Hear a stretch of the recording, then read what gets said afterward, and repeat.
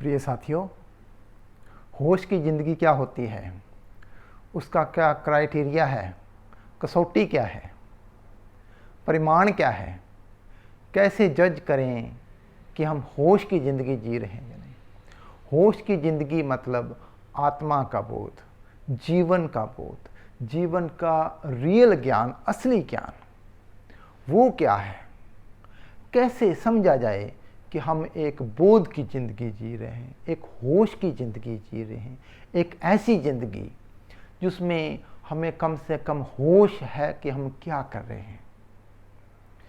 ये बहुत गहन फिलॉसफी का एक विषय है, टॉपिक है कि क्या हमारी ज़िंदगी का हमें बोध है।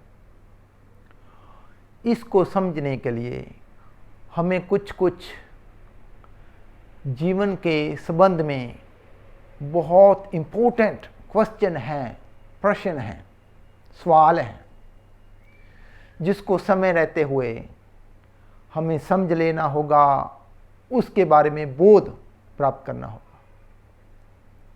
मैं कौन हूँ, मैं कहाँ से आया हूँ, मैंने कहाँ जाना है, मेरा डेस्टिनेशन क्या है। ये कुछ ऐसे सवाल हैं जिनको समझे बिना, जिनका गहन अध्ययन किए बिना, गहन ज्ञान पाए बिना, गहन बोध पाए बिना हम होश की ज़िंदगी नहीं जी सकते। हमें कौन चलाता है, हम कौन सी क्रिया के द्वारा क्या बन रहे हैं, इसका हमें बोध पाना होगा। जब हम कोई एक्शन करते हैं तो हमें ये सोचना होगा कि किस भाव से, किस शक्ति से, किस भाव शक्ति से ये एक्शन हो रहा है, ये कार्य हो रहा है, ये गति हो रही है। क्यों एक एक इंसान स्वाद के अनुराग से, स्वाद की शक्ति से प्रचालित होकर वो चीज़ें खाता है जो उसके शरीर के लिए हानिकारक हैं, जो नेचर ने उनके लिए बनाई ही नहीं। क्यों एक एक इंसान नशे में लथपथ है, क्यों एक इंसान के अंदर लस्ट की भावना उठती है,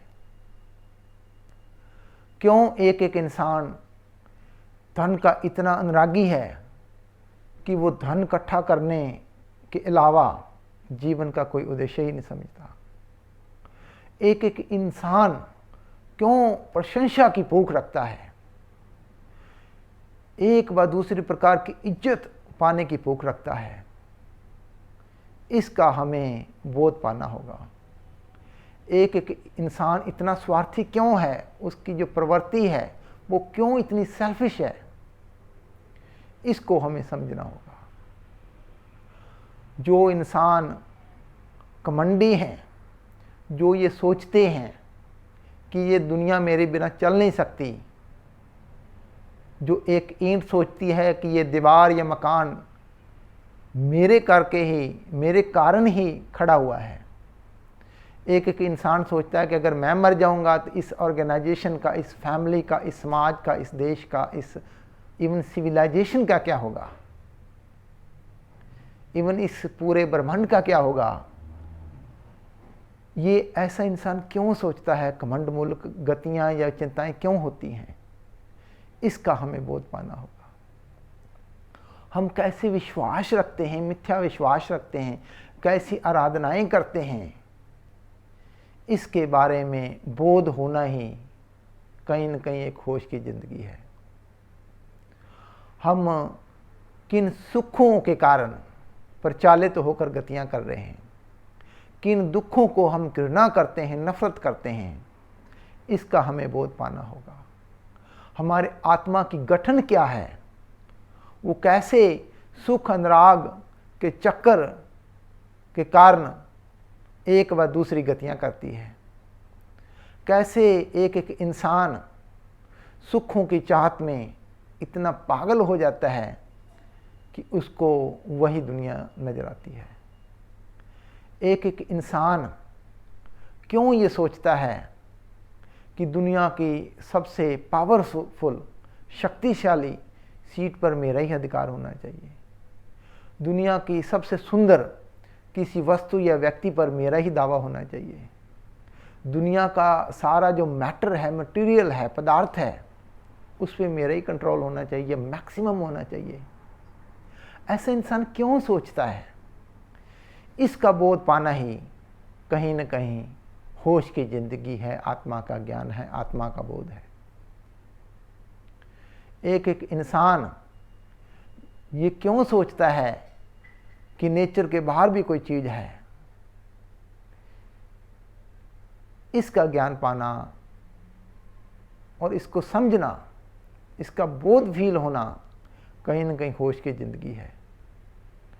एक एक इंसान दूसरों का शोषण करता है, दूसरों का अनुचित अपहरण करता है, उनके उचित अधिकारों का हनन करता है, उनके अधिकारों का शोषण करता है।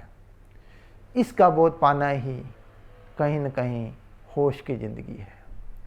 मेरे किस चिंता से, मेरे किस थॉट से, मेरे किस एक्शन से, किस कार्य या गति से, किस काम से मैं दूसरों के लिए शोषणकारी हो रहा हूँ, दूसरों को एक्सप्लॉइट कर रहा हूँ, दूसरों के उचित अधिकारों का हनन कर रहा हूँ, और किन चिंताओं और क्रियाओं से मैं दूसरों की सेवा कर रहा हूँ। विशुद्ध परोपकार का नियम किन चिंताओं और एक्शन से पूरा होता है। इसका बोध ही कहीं न कहीं होश की ज़िंदगी है।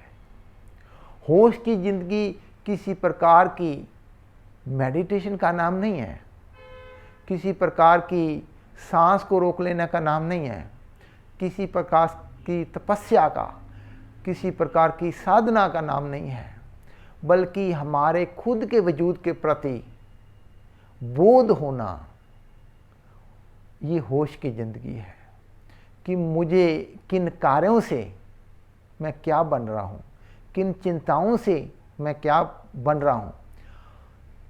इसका बोध अगर हो जाए, खास करके हमारे अहंक का, हमारे ईगो लव का, हमारे सेल्फिश नेचर का, हमारी प्रशंसा के भूख का, हमारा मान सम्मान और दूसरों से इज्जत चाहने की जो हमारे अंदर भूख है, जो हमारे अंदर एक स्वेच्छाचारता है, जो एक घमंड है, उसका अगर बोध हो जाए तो हमें होश के जीवन, होश की ज़िंदगी, होश की लाइफ की समझ आ सकती है और उसको जिया जा सकता है।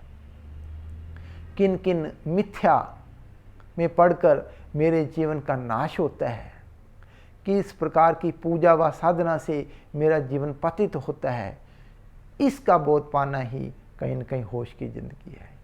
तो होश की ज़िंदगी का संक्षेप में आत्मा का बोध ही है।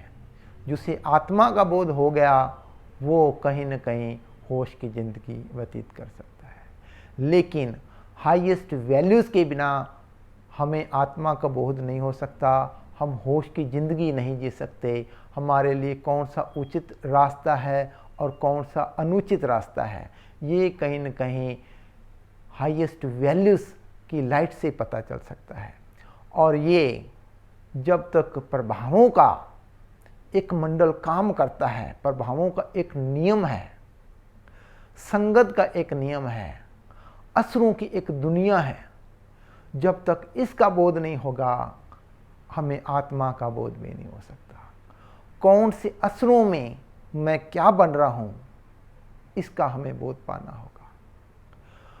असरों का मतलब ये है दिन और रात के भी असर हैं, एक एक ऋतु के भी असर हैं, गर्मी सर्दी का भी असर है, पतझड़ का भी असर है, टाइम का भी असर है, हवा का भी असर है, अलग अलग जगह पर ऑक्सीजन का भी असर है, हम किस प्रकार के वातावरण में रह रहे हैं उसका भी असर है, कौन सी सिविलाइजेशन में रह रहे हैं उसका भी असर है, कौन से मूल्यों में रह रहे हैं उसका भी असर है। अगर हम हायर मूल्यों में जी रहे हैं तो उसका भी असर है, हाईएस्ट मूल्यों में सांस ले रहे हैं तो उसका भी असर है। कौन से असरों से मेरी चिंताएं और क्रियाएं इफ़ेक्ट हो रही हैं, उससे प्रभावित हो रही हैं, इसका बोध भी हमें पाना होगा।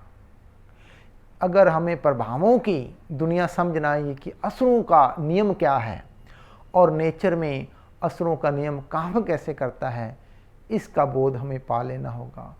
इसके बोध से ही हमें आगे जाकर आत्मा का बोध हो सकता है कि उच्चतम मूल्यों के असरों से कैसे हमारे अंदर उच्च भाव पैदा हो सकते हैं और उच्च भावों से ही आगे उच्च बोध पैदा होते हैं।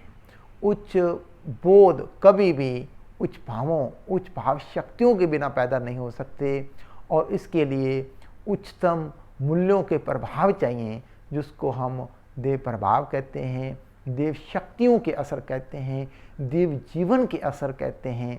काश हम होश की ज़िंदगी जी सकें, अर्थात आत्मा का प्रकृत रूप जान सकें, उसका रियल बोध पा सकें। होश की ज़िंदगी ही कहीं न कहीं मीनिंग ऑफ लाइफ डिसाइड करेगी। होश की ज़िंदगी ही ये डिसाइड करेगी कि हमारे जीवन का स्तर क्या है। होश की ज़िंदगी ही ये निर्णय लेगी कि हमारा जीवन कितना सार्थक है या कितना निरर्थक है, कितना मीनिंगफुल है और कितना मीनिंगलेस है। काश इसका बोध मैं पा सकूं और आप सब पा सकें कि हमारे आत्मा का विशेष करके जो ईगो लव है, अहंग है, उसका बोध पा लेना ही कहीं न कहीं वास्तव में आत्मा का बोध है और कहीं न कहीं इसी को ही होश की ज़िंदगी का है।